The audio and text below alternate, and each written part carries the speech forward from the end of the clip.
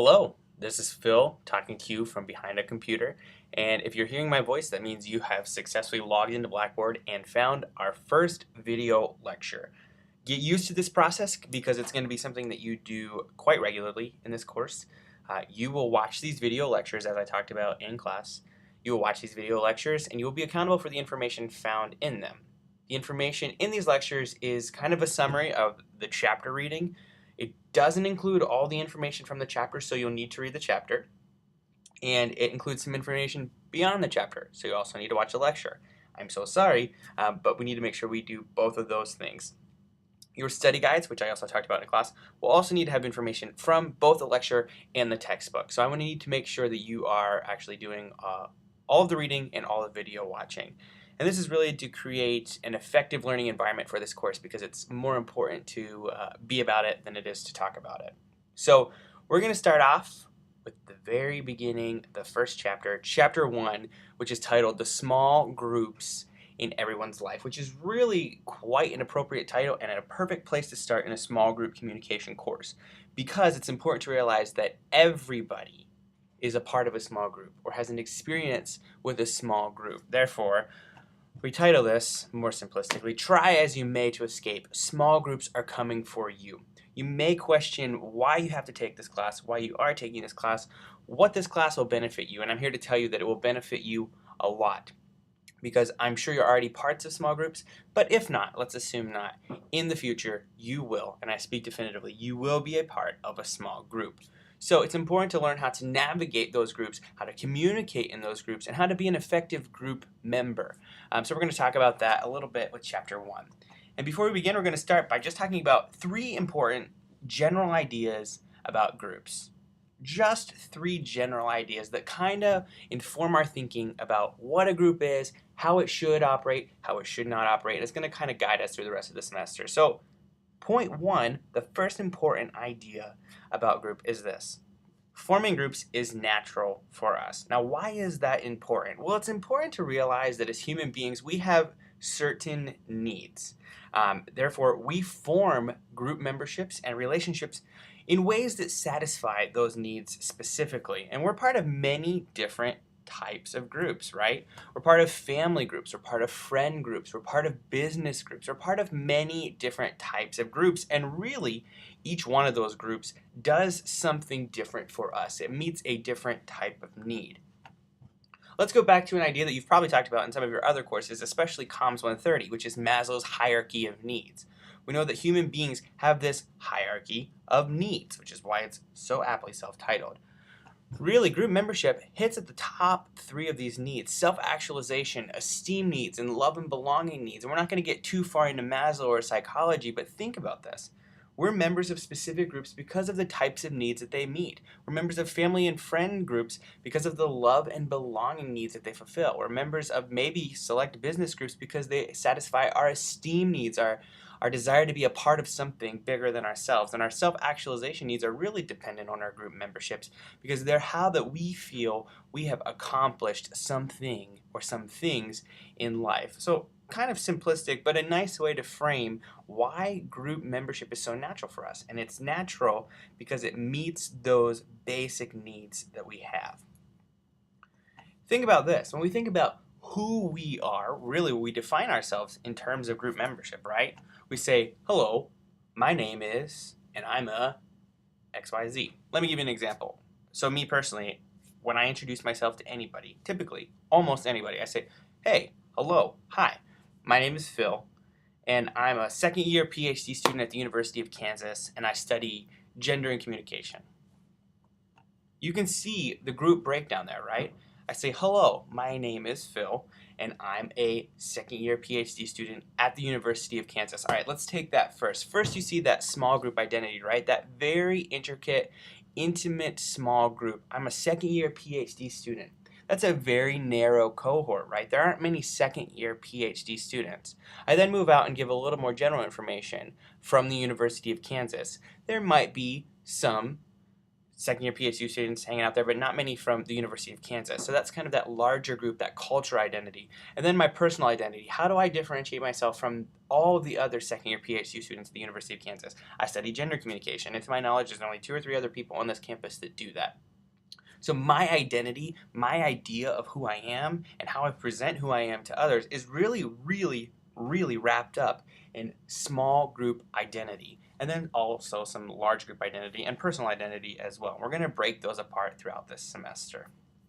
So that's point number 1. Forming groups is natural and it meets important needs. A very basic concept, but a very important one. Let's move on to point number 2. Here's a little bit of who we are. This is who I am. So you'll get to know me throughout the semester. You know that my identity is this. I'm a graduate student. I'm a graduate teaching assistant. I'm an administrator. I'm a faculty member in some ways. I'm a family person. I have friends. I have church memberships. I'm a gender advocate. On and on and on and on. My identities are very, very intricately wrapped up in small group identities. Moving on to point number 2. Just because we do communicate and participate in groups does not mean that we're successful in doing so. There's this idea that everybody loves to work in groups. No, just kidding. Everybody hates to work in groups. That's the general idea, and it's rather true.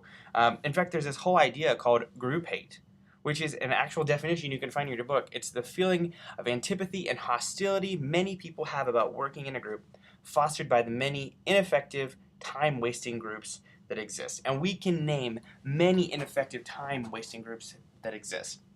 If you've worked in a study group or a group for a group project here at KU, you probably have some negative experiences, right? And you're not alone. You're not the only person that hates working in groups. Really, we all hate working in groups in some way, shape, or form, which is why it's even more important to take a communication perspective on groups, teams, group building, working in groups, because communication can really help iron out some of those hostilities and the antipathy that we have working in those groups. So know that just participating is not enough. We have to do it successfully. And so we're going to find some keys to group success throughout this semester. And then the third point is this. Groups provide the vehicle by which individuals can make a contribution to the group. Now that's kind of loaded, but this is also a very important concept. Here's you, right? So we see you and all that you think you do. You think as a person you're making such great contributions to the world, right? Wrong. At the end of it all, there are many other people that think this too. And you're just a small part of that larger group. At the end of it all, groups provide the vehicle by which individuals can actually make a contribution to, we'll say, an organization, but really society as a whole. You are such a small part, but through groups, you can actually make a difference because you bring something individual, other people bring something individual, we combine those individual efforts together, and really that effort combined is what really gets things done. So let's talk about what a group is. Those are 3 important ideas about group, but we say this word group. Group. We're going to hear it a lot this semester, but really, what is a group? And the book provides a wonderful definition that I think is quite simplistic, and I think it's actually right on. And they say this, that a group is 3 or more people with an interdependent goal who interact and influence each other. Now let's break this apart a little bit. There's several, in fact 4, key components of this definition that I think are very important to consider. Number 1, a group is 3 or more people. A group is not 1, a group is not 2. There must be 3 or more people, and that's very important. When we speak in terms of interpersonal communication, it might include groups, but it will likely include one-on-one dyadic communication with each other. That's not the case with this class. We're concerned with 3 or more people. And then the definition and idea of how many it actually is varies, but it must be 3 or more. Second, those 3 or more people must have an interdependent goal. We're going to talk a little bit about what an interdependent goal is, but briefly, I think it's pretty self-explanatory. Every person in the group has an end goal, and that end goal matches up with everybody else's end goal in that same group. Additionally, those people don't just exist. They must talk to each other, right? They have to interact in some way. So there's a communication element here, which is why we have a whole class dedicated to communicating in groups and teams. And then finally, they must influence each other. It's not enough to simply communicate. There must be problem solving. There must be things that happen. People will and must change and adapt and do a variety of intergroup communication things, which we're going to hash out throughout this semester. So let's go back and talk about the numbers part first and foremost. We said it must be 3 or more, but this is a small group class, right? Not a large group. There's not a class here talking about how to communicate with 30 to 45 people, because that's really kind of hard, right? It's hard for everybody to bring an individual piece to the table here. So we say that a group must be at least 3. That's not negotiable. But we do try to put some limits on the upper end. We typically say it's up to 7, maybe it's up to 15.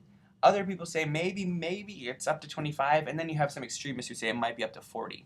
For this class, we're going to say typically 3 to 7. That's the general idea. But maybe up to 15, I'm willing to go flexible there. I will likely not say 25 to 40. Some people may. That's okay. So let's break this down a little bit more. Again, I said we have all these group memberships, right? So I'm going to think about me personally. Well, who am I? Well, let's look at the color of my skin. That's a real identity feature. I'm a white person, right? Or I'm just a person. I exist in North America. What else am I? Well, I'm religious. That's something that's important to me. I think my identity is very wrapped up in religious things. Yeah, but I'm not just religious, right? Because I could be Buddhist, I could be Hindu, I could be New Age, I could be Jewish, I could be a variety of things. So what am I? Well, I'm a Christian. And not am I just a Christian, I'm a Pentecostal Christian. And that's something that's a little bit more unique than, say, Lutheran Christianity. But I'm not just a Pentecostal. I come from an old Pentecostal tradition, and I go to a black church. And so my black church is full of other like-minded individuals that care about intercultural religiosity. But that's not enough, right? Because there are 800 other people that go to my church. So where am I in terms of small group membership? My identity is really built on all these things, but I don't have a small group identity. So I keep thinking, and I think, oh, wait. I serve on the communication team at my church, right? So we work with audio and video and photography and sound and all these things that really make a worship service run successfully. Is that a small group? Yeah, it is. It's 12 members, and we have an interdependent goal, which is communication success, letting a service run smoothly without any technical interruptions. That's where my small group membership aligns itself. It's kind of a hodgepodge of many other group identities, but those are much larger cultural group identities. So again, we see the definition of a small group, at least 3, but few enough members for each to perceive all others as individuals. There's where it's key, and that's why we say 7 maybe, or maybe 15. You need to have at least 3, but there needs to be few enough that everybody perceives each other as an individual, that I recognize who you are and the contribution that you bring. They all share some identity or common purpose, and they share standards for governing their activities as members. So a group as a whole should be small enough that everybody can guide the group in an individual direction, but in an individual type of way that it's similar to those other individual directions that everybody else is guiding the group in. Let's talk a little bit more about my identity.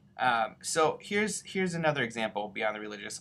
Not only am I a religious Pentecostal who goes to a black church and serves on the communication team, from a scholarly angle, I would follow a feminist methodology. I define myself as kind of a huge feminist.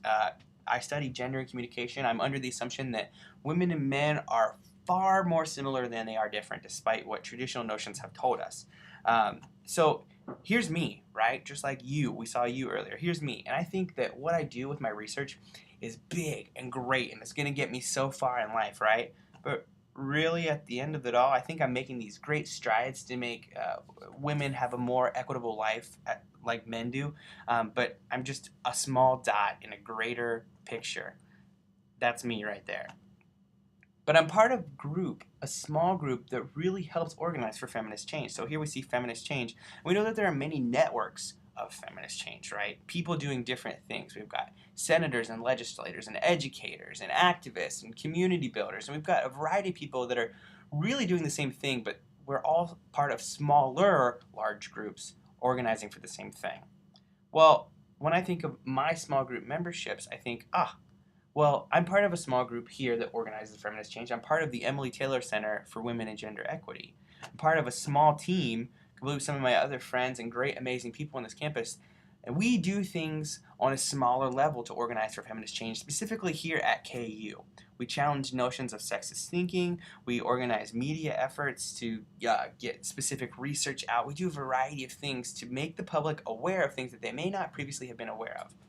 At the end of it all, what we do is very, very small, but it's part of a larger effort. But it's really in these small group efforts that we have the most rewarding experiences because we can see something beyond ourselves.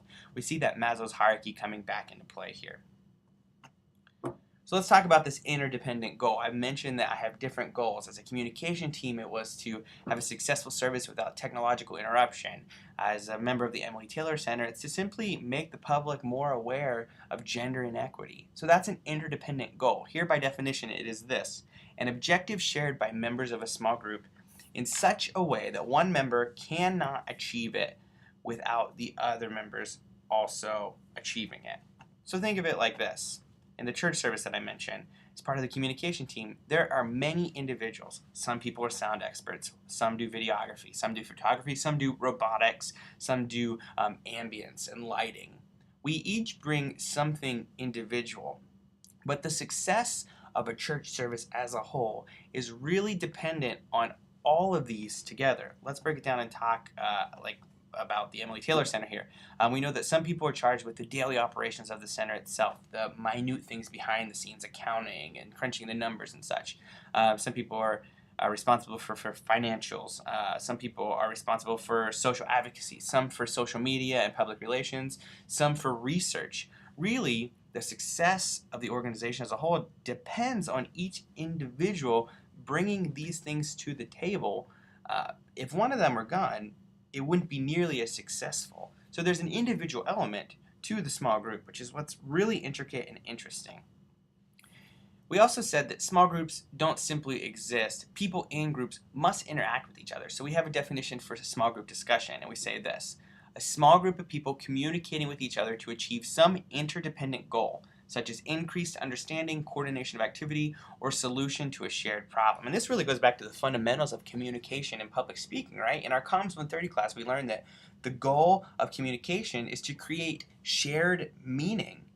It's to create a meaning between people so that they can maybe work out a problem, come up with a solution, coordinate an activity, do something. And we do this all the time in small groups, right? So I told you I'm a member of the Emily Taylor Center. Here I am talking with my friend Jen, who's also a valuable resource at the Emily Taylor Center. I'm talking about how we're organizing a communication media event. And we did this via Facebook. So this is just two members communicating, but she brought other communication to the table that she had with other members. That's what we do, right? We communicate all the time in small groups. We're not going to hash that out too much. So we've seen kind of a lot of rules here. And so from this, we develop maybe the official rules list because we always want rules, right? That's just what we want. So here's the rules of small groups. The group should be small enough to have interpersonal awareness. If we're going to put a number on it, we say typically 3 to 7, but for comfortability's sake, let's say no more than 15, especially for this course. We say that the group must have a mutually interdependent purpose, making the success of one contingent on the success of all. I'm not successful if Jen's not successful, and Jen's not successful if Kathy's not successful, and Kathy's not successful if Michael's not successful. We are not successful unless everybody, each individual, is successful. That is what the group success depends on. Each person must also have a sense of belonging. We can't just name members of the group. They must actually feel like they belong and contribute something. There must be interaction, and I put in here impromptu interaction. It shouldn't be scripted. It should be live, in the moment, really happening. And this includes both verbal and nonverbal interaction. That's an important part of the group process. There must also be a sense of cooperation among group members. Even in times of disagreement, they have to all keep in mind that there is a general goal keeping them all there. And then interaction should really occur on a continuum. Sometimes people should speak more, sometimes they should speak less. It should be an equal opportunity relationship. Okay, so let's move on and talk about the types of small groups. We've talked about what a group is, what a group does, the rules of being a group, but there are many different types of groups, and we hit on this earlier. So we're going to run through 7 different types of groups that the book mentions, and you may be able to think of more, and I'd love to hear them in class. But let's just run through the 7 major ones. The first is a primary group. And this is a group whose main purpose is to meet members' needs for inclusion and affection. And these are the most basic groups and probably the most obvious groups that we think of, right? They're the family unit or friendships. The book even mentions roommates, right? Makes total sense. Groups where the main purpose is to meet needs for inclusion and affection, those relationship needs. Simple enough, right? Let's move on to secondary groups. These are groups whose major purpose is to complete a task. That task may be making a decision, solving a problem, writing a report, or providing recommendations to some parent organization, right? And so we see, even in our ideas of television, that there are many groups that are established to simply deal with problems or to come up with a solution. So kind of a silly out here, but definitely applicable. Then we have activity groups. A group formed primarily for members to participate in an activity such as bridge, bowling, hunting, and so forth.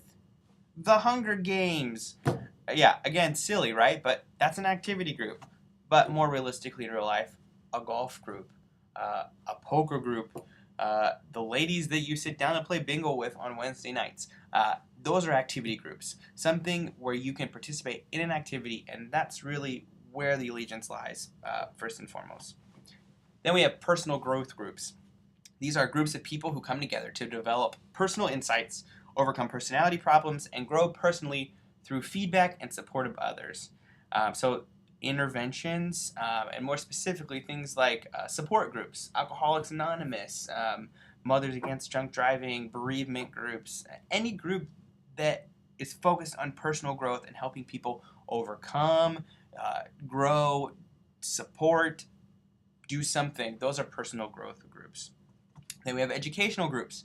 These are groups that discuss and meet for the purpose of learning about and understanding a subject more completely. So obviously study groups, but also groups that inform the public. So I think of the Gay Straight Alliance or PFLAG, Parents and Friends of Lesbian and Gay Individuals. Those groups meet specifically to help raise awareness and understanding about a subject more completely that has been misunderstood in society. Then we have problem-solving groups, a group whose purpose is finding ways to solve a problem or address a particular concern. So I'm a big TV guy. You're going to learn that about me through the semester. One of my all-time favorite TV shows is Scandal. And if you've watched Scandal, you know that Olivia Pope and her associates are problem solvers. They are gladiators in suits. That's what they do. They solve problems, and that's their sole identity, is focused on solving problems. But we see this in real life too, right? Firefighters, safety professionals, those other people, their purpose as a group is to solve problems. And then finally, we have committees, which these are small groups of people given an assigned task or responsibility by a larger group, usually a parent organization or a person with authority. There are different types of committees. There's an ad hoc committee, and an ad hoc committee is simply this. It's a group that goes out of existence after its specific task has been completed. So it's a committee that has been formed specifically to meet a specific problem, task, something. And then we have a standing committee, which is a group given an area of responsibility that includes many tasks and continues indefinitely. Okay, let's assume maybe a party planning committee here, right? They are responsible for planning all parties in the department, whether it's a birthday party, Christmas party, Halloween party. That's a standing committee. There are some others that the book mentions, and I think that these fall more in line with a business mentality, but they're important to mention here. So going beyond those verse 7, we've got also quality control circles. These are groups of employees who meet on company time to investigate work-related problems and to make recommendations for solving those problems. So specifically in an organizational context, employees that meet during the workday to actually solve problems related to the company and the company's success. Then we have self-managed work groups. These are small groups of peers who determine within prescribed limits their own work schedules and procedures. So this is a group that says we're going to guide ourselves, and they're more common, again, in the organizational context. And then we have a top management team, and this is simply a team composed of top officers of an organization charged with making complex strategic decisions. So this is where the board meeting idea comes in, right? The meeting of all the great minds who have the insight on many, many sub-levels of an organization. They come together to make complex strategic decisions because, again, those are the ones that have all the information on those various sub-levels. So the book mentions an important caveat when we're thinking about groups and the types of groups that we participate in. It's important to think about who you are. They mentioned two specific types of people. And I think it's really important to understand who you are. Are you a social loafer or are you a participant observer? Obviously, one's good, one's bad. Let's talk about the bad first, the social loafer. This is a person who makes a minimal contribution to the group and assumes that the other members will take up the slack. These are more common than not, and if you've worked in a group for a project here at KU, likely you've encountered some social loafers. Hopefully you haven't been one. These are people that may or may not come to the group meetings, but even if they do come to the group meetings, they kind of just sit back and let everybody else do it. They say, whatever, it'll all work out in the end. The book suggests, and I suggest, and I think any normal person would suggest, that you need to be a good participant observer. This is an active participant, somebody that's active in the group, that contributes to the group, who at the same time observes and evaluates its processes and procedures. It means that you don't just come participate on an individual level. You always think about the group as a whole, not just your individual contribution. You think, oh my gosh, we're going in the wrong direction here. I'm taking a step back. I'm looking at where we're going, and even though everybody's doing what they're supposed to, we're not going in the right direction. What do? That's a participant observer, and that is what you want to be.